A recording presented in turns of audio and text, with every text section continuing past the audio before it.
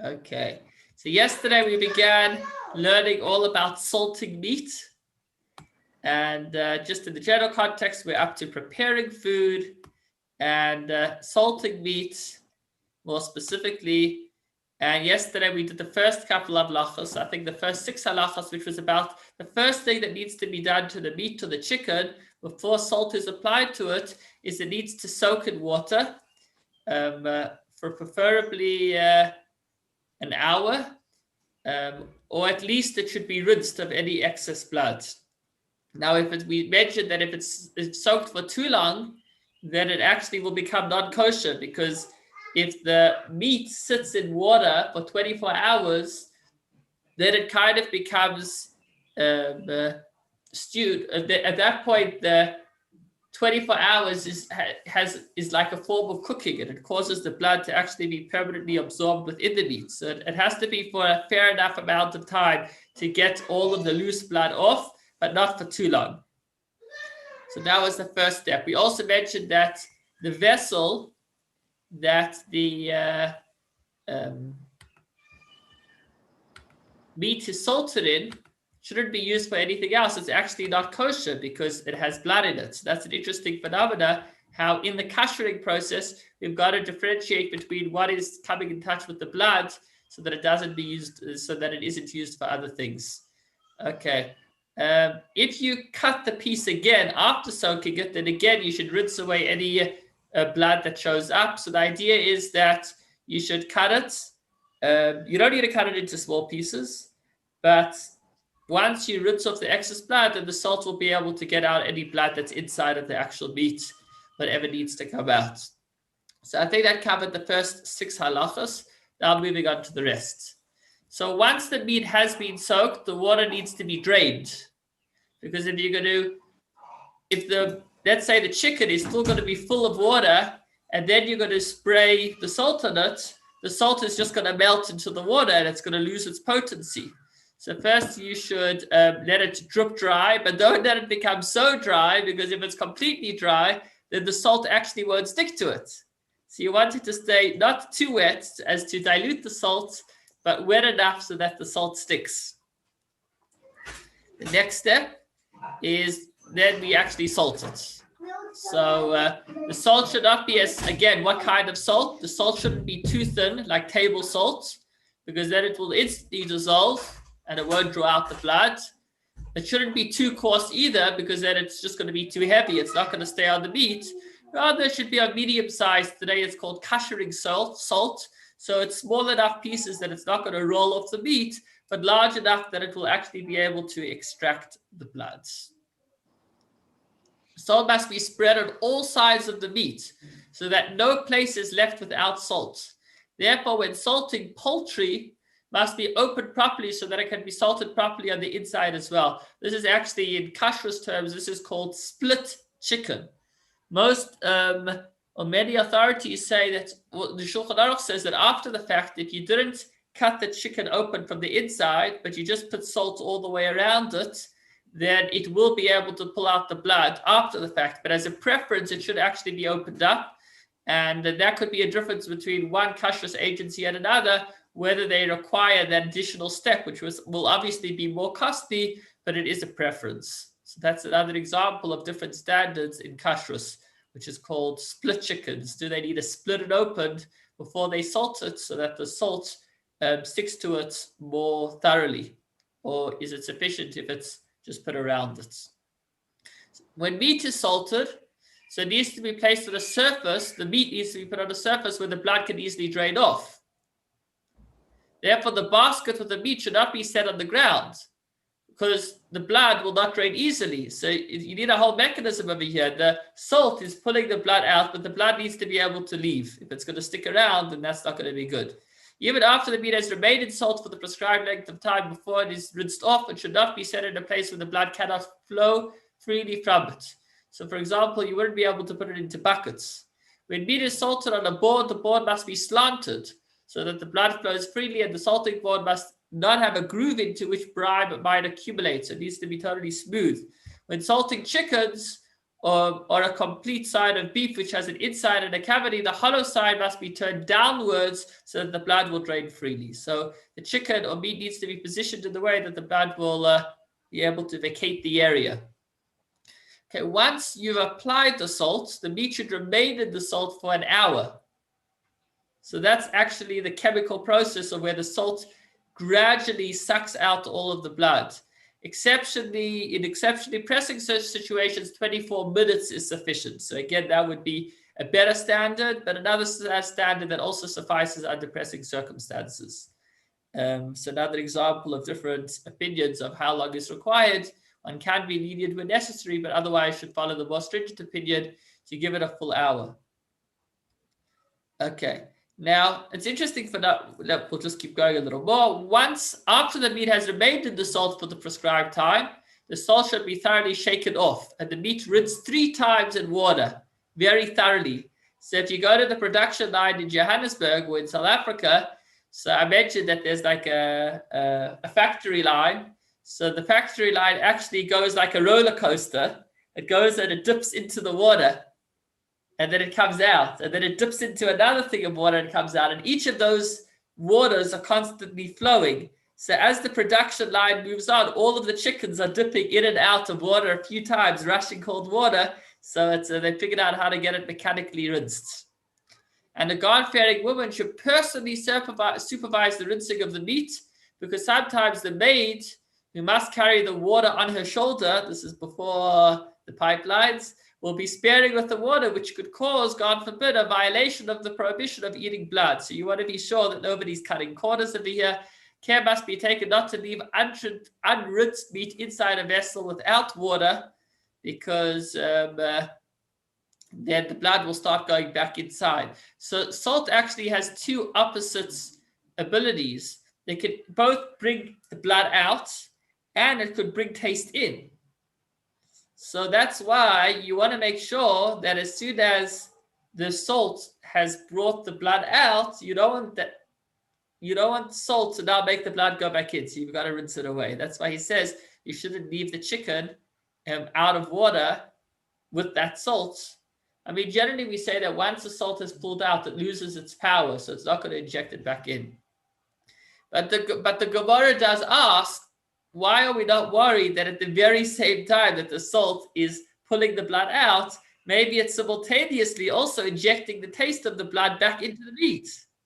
And to this, the Gemara answers a famous principle, Airi de tarid lebiflat, mivlo leivala, which means as long as the salt is busy taking out the blood, then it's not going to swallow any blood back in.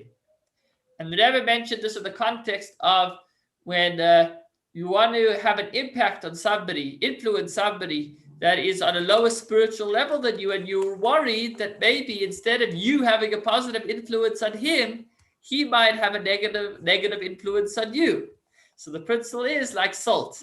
As long as you're sharing, as long as you're giving a positive influence, then you're not simultaneously going to be taking a negative influence.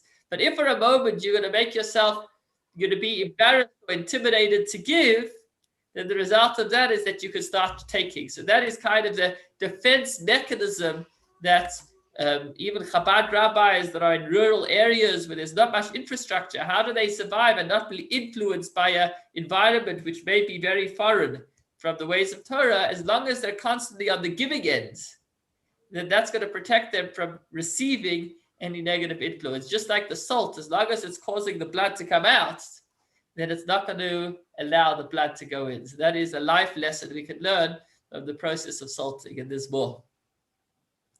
So chicken, when koshering chicken, take care to remove the head before soaking, and if the poultry was salted with the head attached, you would have to ask a Rav. If you don't remove the head first, then there's a concern that the salt won't get all the blood out. Here's an interesting one. Unsalted meat should not be put in a place where salt is sometimes kept. Why? Because we just said, if it's just a little bit of salt, it might cause the blood to go further in instead of coming out. A special vessel should be set aside specifically for unsoaked and unsalted meat. Vegetables or fruits or similar food items which are usually eaten without being washed should not be placed in this vessel, because blood from the meat clings to the vessel and from the vessel it will cling to the food. So obviously, whatever container you're using to hold meat or chicken that the blood wasn't yet removed cannot be used for anything else because there's blood there, which is not kosher. When kashering the head, if a person wants to kasher the head of the chicken, wants to eat the head, it must be split open before soaking. The brain must be removed and the membrane covering it opened. The brain must be soaked and salted separately. The head must be salted on the inside and outside and may be salted even with its hairs. But the point is that there's a specific process for extracting the blood from the head. Bones containing marrow that are still attached to the meat may be salted together with the meat as they are, but if they are disconnected from the meat, they must be salted separately and should not be placed near the meat while salted, because otherwise some of the blood of the meat is going to get absorbed into the bones. Sure, quite intricate over here. When kashering animal feet, the tips of the hoofs must be cut off before they are soaked so that the blood may drain from them, and they must be placed in the salt in such a way that the hooves downwards of the blood could drain. And again, they can be salted even if their hairs haven't been removed. The heart must be cut open before soaking it so that the blood is drawn from it. Although that said, the halachic sources do say, the Gemara says that eating a heart causes forgetfulness. Not sure the reason for that, but in case you had any really gruesome ideas, I would recommend staying away. It is also customary to cut open the lungs and to open up the large tubes before soaking them again to make sure that no blood stays in there. Since liver contains a large amount of blood, it is not proper to cook by virtue of it being salted. So if we're going to follow the whole process we mentioned before, soaking, to drip semi-dry, salting, wait an hour, rinse 3 times, all of that is actually not going to get the blood out of the liver since the liver has so much blood. There's only one way that a liver can be kasher, can become kosher. It must be broiled over a fire. So liver actually cannot be cooked.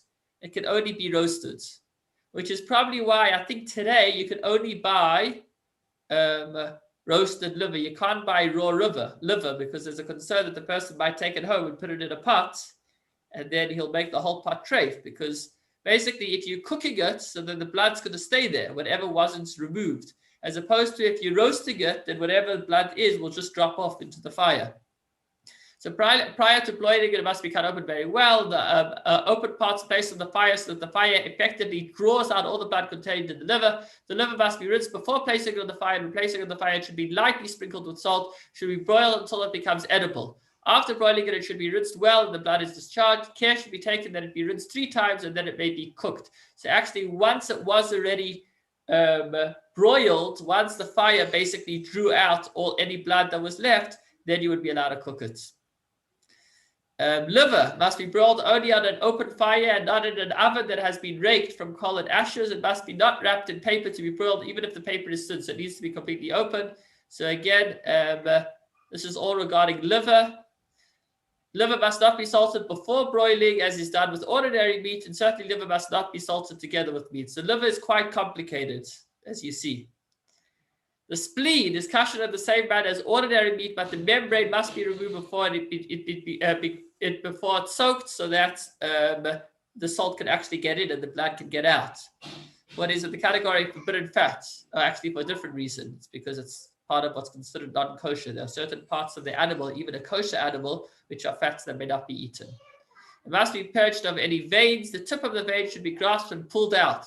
This will also pull along the 3 cords of veins that are inside. Care must be taken that none of these cords are severed. If any of them happens to become severed, they must be dug out. So any veins must be removed.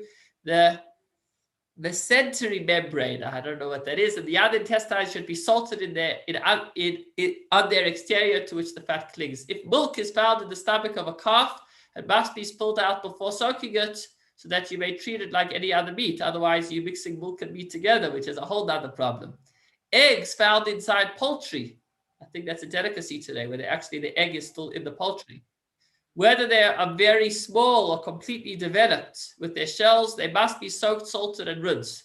They should not be salted near the meat. Rather, they should be put in a place where the blood of the meat will not drain on them. Such eggs, even if they were fully developed, should not be eaten with milk because they're somewhat meaty since they haven't yet been laid. Meat that was left unsalted for 3 days must not be cooked unless it was soaked during the interim. So once meat wasn't salted for 3 days, then the blood basically stiffens up, and then it's going to be hard to get that blood out. So the meat must be salted right away. It is customary that after the feathers of poultry are plucked, it is singed over fire to remove the remaining feathers. Care must be taken to singe them only over a flame fueled by straw, not over a large flame, because otherwise, if you're going to be singeing the feathers with a large flame, you'll actually be cooking the blood, which hasn't yet been salted. Care must be taken to move the poultry to and fro so that they do not become heated. So actually, this is part of what makes kosher chicken more expensive. The way that they're plucked, it has to be done without any heat. Generally, I think non-kosher chicken, the way they pluck them is they put it in hot water. I'm not sure exactly, but I think they sting it with hot water, which causes the feathers to come out.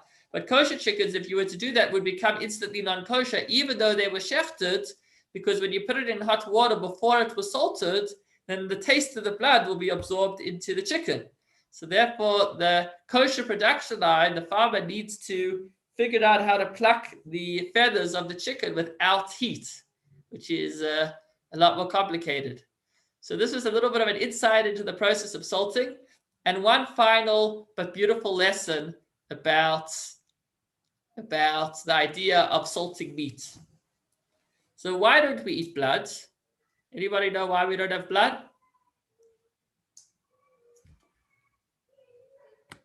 Blood is the neshama. Exactly. The Torah says, Ki adam hu hanefesh. The blood is the soul. So, so you don't want to be eating the soul. Now, what does that mean in practical terms? It means that everything Hashem created in this world, well, not everything, much of what Hashem created in this world can be used and should be used for a holy cause. The same would go with meat. And that's why Judaism doesn't believe one must be vegetarian. If Hashem created meat and gave us a way that it could be kashered and shechted, then we should utilize it. However, before we eat the meat, we need to take out the blood. What does that mean? So blood represents passion, excitement, being heated up. So yes, eat the meat, but don't be fired up about it. Don't let that be your passion, that all you're excited about is a good piece of Nando's steak. I mean, maybe Nando's makes a good steak, but kosher Nando's, of course. But eat it, but first take the blood out. Meaning before you get involved in the material, utilize it, but don't let it become your passion. Our passion should be towards serving Hashem, should be towards Torah and mitzvahs. The material should be used to serve Hashem. But take the blood out of the meat, meaning take the passion and the excitement out of the material so that when you do consume it, it doesn't consume you, rather you consume it so that you can use it for a holy purpose. That brings us to 5:20. Thanks so much for joining and wishing you a wonderful Shabbos.